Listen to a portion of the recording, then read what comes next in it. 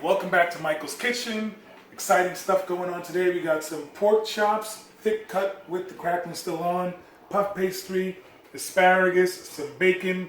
I do listen to comments. Someone said you don't do thyme. So I do thyme with chicken and pork, so I got thyme now. I went to Vancouver, which is one of my favorite places, and I had pork chops with crackling. So I went to the market and got some thick cut pork chops with extra skin because I want to make the crackling. Again, I'm going to try and replicate it.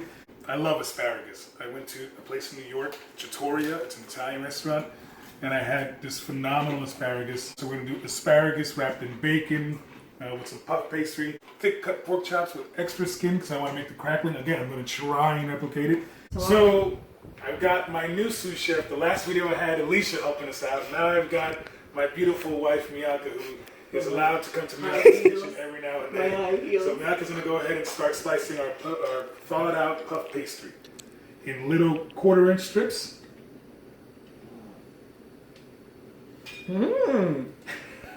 Looking good. So I got my bacon out. I'm going to slice off the fat because I only want the meat part for this particular recipe, which is, if you know us at any point, Alicia is devastated because we're not savoring bacon. So I went ahead and I've split the bacon, and I got the center cut. I did not want the runny, fatty pieces.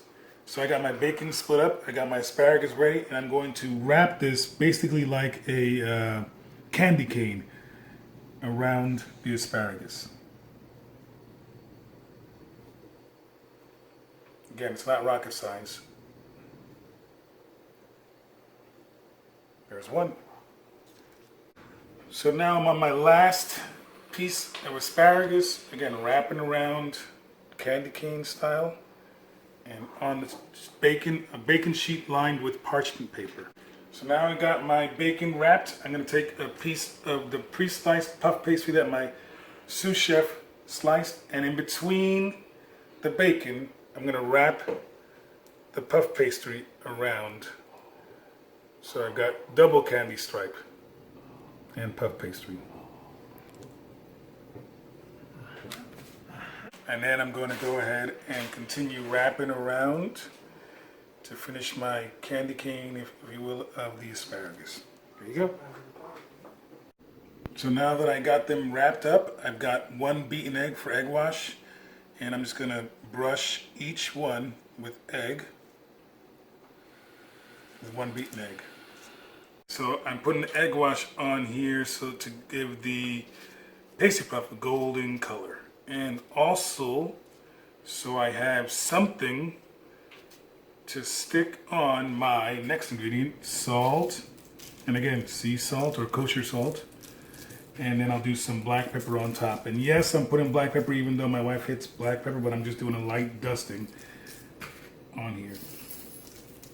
Asparagus is ready. I'm going to load this into a 400-degree oven for 18 minutes. So I got my pork chops cooled off to room temperature, and I'm going to cut through the rind at 1-inch intervals.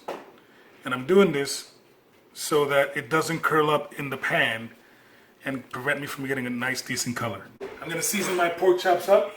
I'm going to take some salt, some kosher salt. And again, season, you guys know, season liberally, because again, it's all going to be in the pan.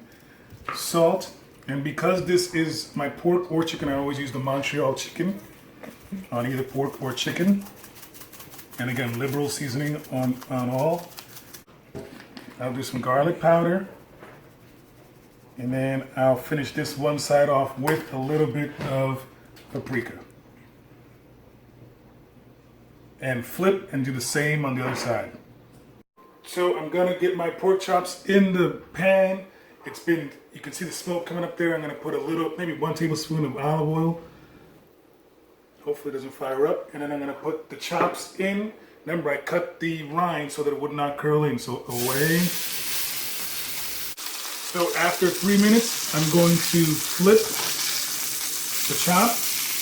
And we want that crust on there, of course. And at this point, I'm going to add some crushed garlic.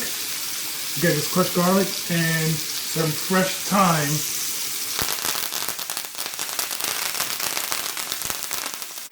So right before I'm going to take it out, I'm going to put the pork chop over. I'm going to put the thyme and the garlic under one pile and put the pork chop back on.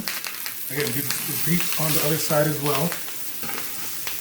And then I'm going to put in 4 knobs of butter since I have 4 chops. So I'm going to do 2 knobs and 2 knobs.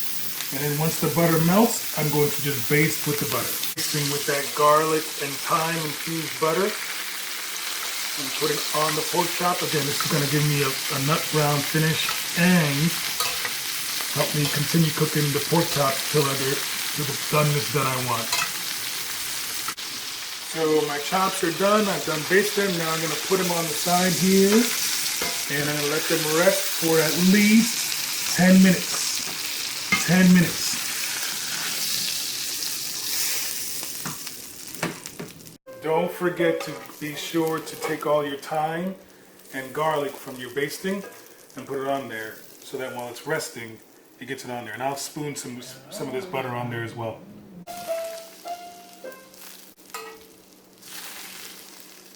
After 18 minutes, I'm going to go ahead and pull out my asparagus and let them cool for serving. Now I'm going to go ahead and top the asparagus with some fresh grated Parmesan cheese.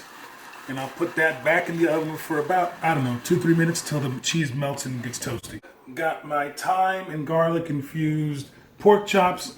Got my asparagus wrapped in bacon and puff pastry. Probably one of the best meals I had. Second best meal, other ones I'll make another day. Thank you again for watching the video. Don't forget to like, comment, and hopefully subscribe. But let us know if you want us to make any particular recipes or try something new. But no more saying that we only do steak. Y por lo que dicen que no habla español, a buen tiempo.